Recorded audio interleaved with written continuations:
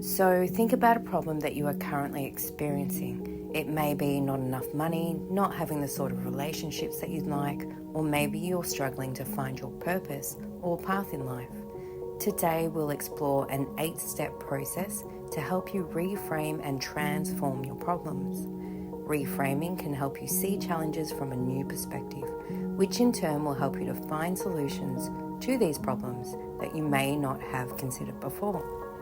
The first step is to clearly identify what the problem is, and it may help to write it down so you can see it clearly in front of you.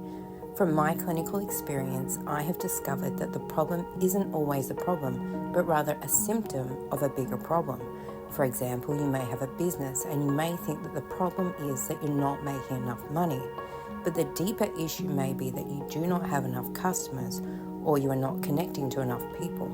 And then asking yourself, why don't I have enough customers? Perhaps you don't feel confident enough to connect with people, or you don't feel good enough to help them. As you explore this more deeply, you may find that there is a deeper problem that ultimately needs to be addressed. And now take a moment to understand and acknowledge your emotions about the problem. Are you feeling frustrated, anxious, or overwhelmed? Recognizing your emotions can help you understand how they may be influencing your perception of the problem and even potentially making the problem worse. For example, you may feel frustrated with your partner because they don't help enough around the house. This awareness helps to separate the emotions from the actual issue. Your emotions could have resulted in fights with your partner, which would just make the situation worse.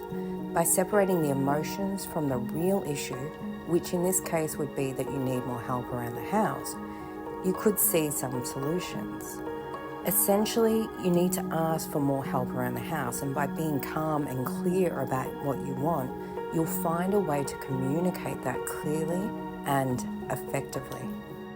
Often, our problems are framed by our assumptions. Ask yourself what assumptions you're making about the problem. Are these assumptions based on facts or on your fears or doubts? For example, you may assume that finding a new job will be too difficult, but is that really true?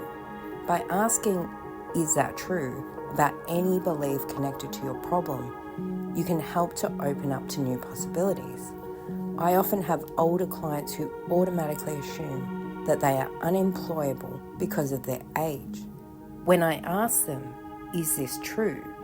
They do come up with a stream of reasons to justify their stance on the belief.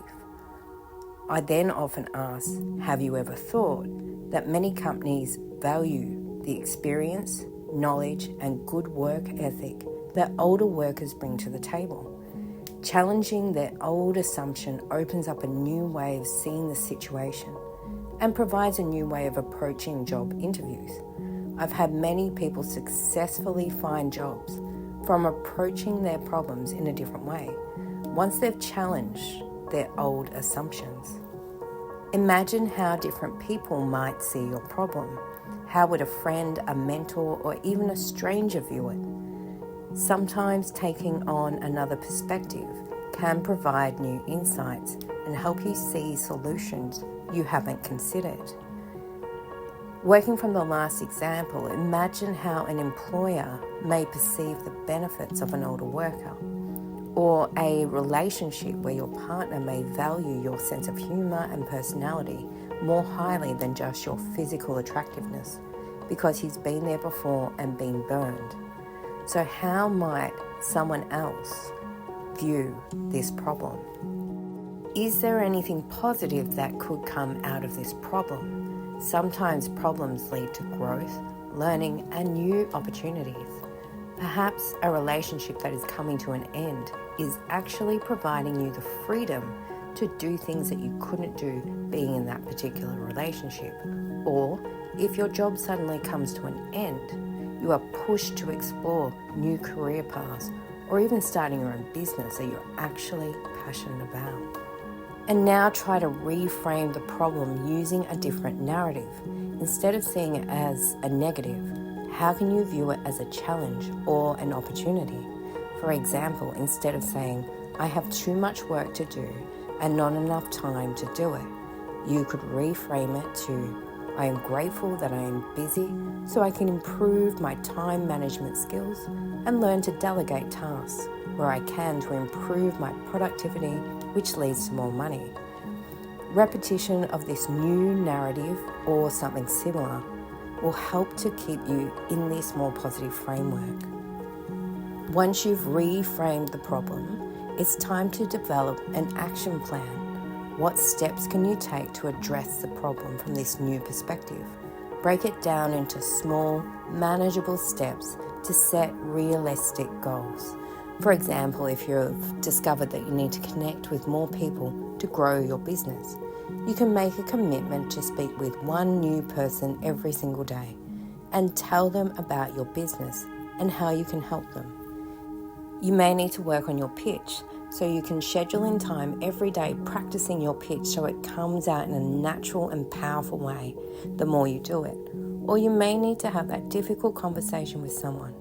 You can think about what you need to say, write it down, and then learn to communicate it in a calm, clear way, and then set aside a specific time to make this happen.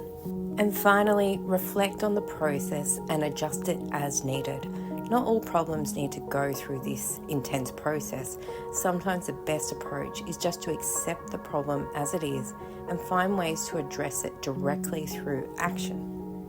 So to recap, the 8 steps to reframe your problems are: identify the problem clearly, understand your emotions, challenge your assumptions, view the problem from different perspectives, look for the silver lining, reframe the problem by changing the narrative, develop an action plan, and reflect and adjust as needed. Have a good day.